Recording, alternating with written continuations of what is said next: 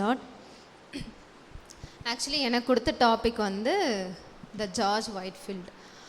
அவங்க வந்து பார்த்திங்கன்னா 1714 வந்து அவங்க பிறக்கிறாங்க.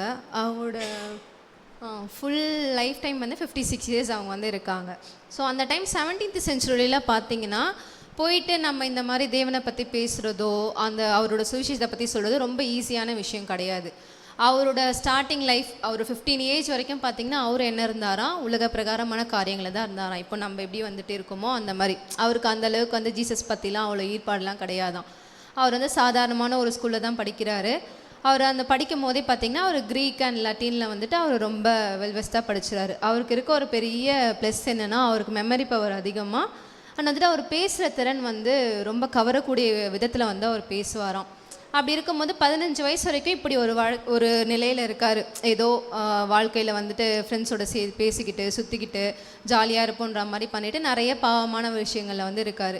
அவருக்குள்ளே ஒரு மாற்றம் வந்து பார்த்திங்கன்னா அந்த 15வது வயசில் அவருக்கு வந்து ஒரு மாற்றம் ஒன்று வருது. அப்போ தான் அவருக்கு என்னென்னா இந்த ரிலீஜியஸ் ரிலேட்டடாக நிறைய விஷயங்கள் வந்து அவர் தொடுது. அவர் என்ன நினைக்கிறார், ஓகே கிறிஸ்டியானிட்டி தான் இதுன்னு சொல்லிட்டு அவர் மனசுக்குள்ளே வந்து ஒரு எண்ணம் வந்து வருது. அப்போதுலேருந்து என்ன பண்ணுறாருன்னா கிறிஸ்துவ மதத்தை வந்து அவர் ரொம்ப ஏற்றுக்கிறாரு.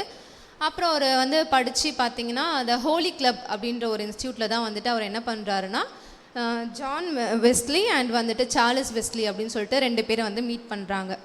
இவங்க 2 பேர் யாருன்னு பார்த்திங்கன்னா அந்த 18th செஞ்சுரியில் நிறைய பேரை வந்துட்டு ஏசப்பாவை பற்றி சுவிசேஷன் சொல்லி நிறைய பேருக்கு ஏசப்பாவை உணர்த்தின ஒரு பெரிய மனுஷங்க வந்து இங்கே 3 பேர் இருக்காங்க. ஒன்று வந்து ஜார்ஜ் ஒயிட்ஃபீல்ட் அண்ட் வந்து ஜான் வெஸ்லி அண்ட் இன்னொன்று வந்து சார்லஸ் வெஸ்லி. இவங்க 3 பேரில் இவர் தான் என்ன ரொம்ப சின்ன வயசு.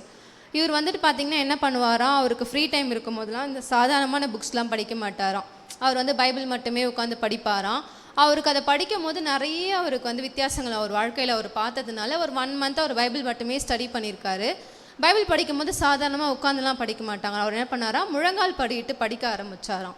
ஸோ அப்படி படிக்கும் போது அவருக்கு என்ன ஆச்சா, அவர் வாழ்க்கையில் நிறைய மாறுதல் அவர் பார்த்தாராம். அவர் பைபிள் படிக்கிறது மட்டும் இல்லாமல் அவர் ப்ரேயர் பண்ணும் போதெல்லாம் அந்த வார்த்தைகளை சொல்லி அவர் ப்ரேயர் பண்ண ஆரம்பிச்சதால் அவர் லைஃப்பில் நிறைய சேஞ்சஸ் வந்ததால் அவர் என்ன பண்ணிட்டார், மற்ற புக்ஸ் படிக்கலாம் ஸ்டாப் பண்ணிவிட்டு பைபிள் மட்டுமே அவர் படித்தாராம். அவருக்கு ஃப்ரீ டைம் கிடைக்கும் போது என்ன பண்ணுவாராம், ஜெயிலுக்கெலாம் போயிட்டு அங்கே அந்த கைதிகள்லாம் இருப்பாங்கள்ல அவங்களுக்குலாம் வந்துட்டு புக்ஸ் எல்லாம் படித்து காமிக்கிற வேலைலாம் வந்துட்டு அவர் பண்ணுவாராம். இதுதான் அவரோட வேலையாகவே இருந்திருக்கு. இந்த ஹோலி கிளப்பில் போயிட்டு அவர் பண்ணும்போது அவருக்கு கிறிஸ்துவத்தை பற்றி ரொம்ப ஈர்ப்பு வந்ததால் ஏசப்பாவை பற்றி படிக்கிறது, அவரை பற்றி தெரிஞ்சுக்கிறது, அந்த மாதிரி அவங்களோட ஊழியத்தை பண்ணுறவங்க கூடவே அவர் க்ளோஸாக இருந்துகிட்ருக்கப்ப 22 வயசில் என்ன பண்ணுறாங்களாம், அவருக்கு வந்துட்டு இந்த மாதிரி நீ போயிட்டு பிரசங்கம் பண்ணுப்பா அப்படின்னு சொல்லிட்டு குரு பட்டம் கொடுத்துட்றாங்களாம். அவருக்கா ஒன்றுமே புரியல. ஏன்னா 22 வயசுன்றது ரொம்ப ஏர்லி ஸ்டேஜ். அவர் சின்ன வயசு, என்ன பண்ணுறதுன்னு யோசிக்கிறப்ப அவருக்குள்ளே ஒரு கலக்கம் இருந்திருக்கு. ஆனால் அவர் என்ன யோசிச்சாராம், இது வந்துட்டு என்னோடது கிடையாது, ஆண்டவர் வந்து அழைச்சிருக்காரு, அவரோட அழைப்பை என்ன பண்ணக்கூடாது, நம்ம விட்டுறக்கூடாது, சரி ஆண்டவருக்காக போய் இந்த ஊழியத்தை செய்வோம் அப்படின்னு சொல்லிட்டு என்ன பண்ணுறாராம், 22 வயசில் அவர் போகிறாரு. அவர் ஃபஸ்ட்டு எங்கே பிரசங்கம் பண்ணுறாருன்னா அவர் ஞானஸ்தானம் பெற்று அவர் திருவிருந்து வாங்கின அந்த சபைக்கு போய் அவர் பிரசங்கம் பண்ணுறாராம். அப்போ இப்போ யோசிச்சு பாருங்களேன், நம்ம சர்ச்லேருந்து ஒருத்தவங்க வந்து பிரசங்கம் பண்ணும்போது என்ன யோசிப்பாங்க இருக்கவங்களாம், இதுவா சரியான வாயாடி, இது என்ன பேச போதோ நம்ம உட்காந்து பார்க்கலாம் அப்படின்னு சொல்லிட்டு கேலி பண்ணுறதுக்காகவே ஒரு சிலர் போய் உட்காந்துட்டு இருந்தாங்களாம். ஆனால் அவரோட பிரசங்கம் எப்படி இருந்துச்சுன்னா கீழே இருக்க எல்லாருமே அவரை மட்டும்தான் பார்க்க முடிஞ்சுது.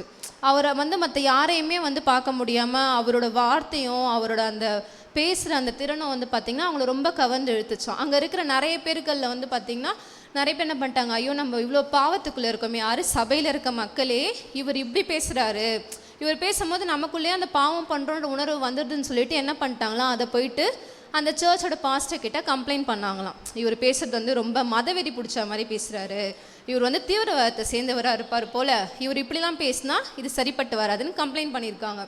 அவருக்கு என்ன பேர், மதவெறியர், தீவிரவாதி அப்படிலாம் சொல்லிட்டு பேப்பர்லலாம் எழுதுனாங்களாம். ஸோ அவருக்கு என்ன ஆயிடுச்சுன்னா அப்போ அங்கே இருந்த சபைகளில் பேசுகிற வாய்ப்பு வந்து அவருக்கு கிடைக்கல.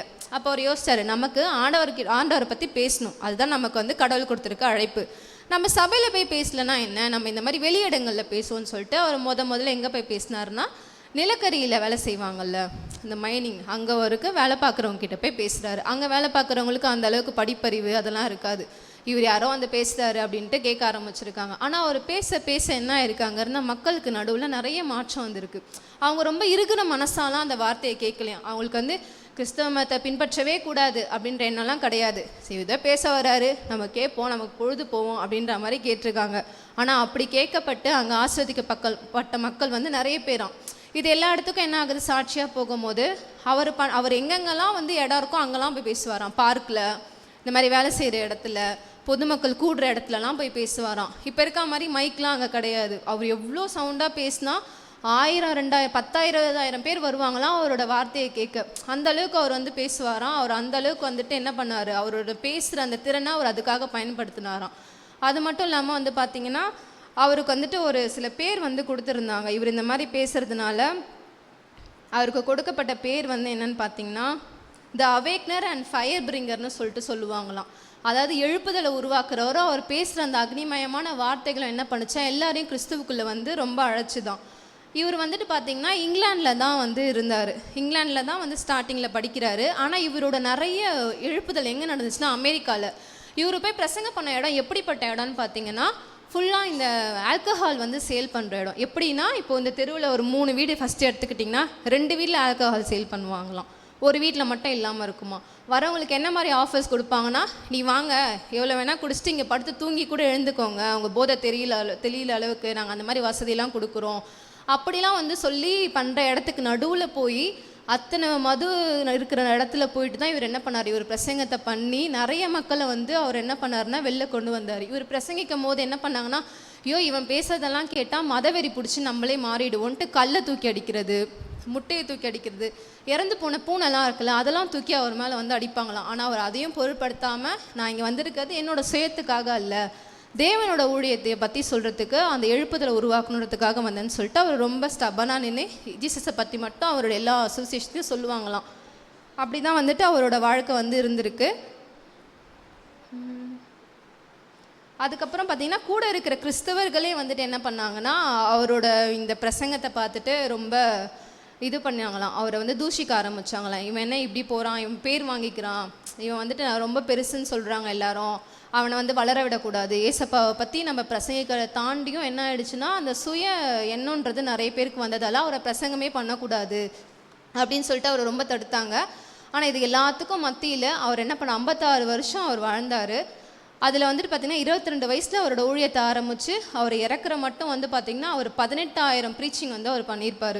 இங்கே ஒரு 30 பேர் கூடி இருக்கும் போதே நமக்கு பேச எவ்வளோ தயங்குதானா, அவரோட பிரசங்கத்தப்போ பார்த்திங்கன்னா 20,000 30,000 பேர் வந்து அவ்வளோ பேரும் வந்து ரட்சிப்புக்குள்ளாக நடத்தி வந்து ஆண்டவருக்கு ஒரு பெரிய ஊழியம் செஞ்சதில் அந்த 18th செஞ்சுரியில் இவரோட பங்கு வந்து ரொம்ப பெருசு.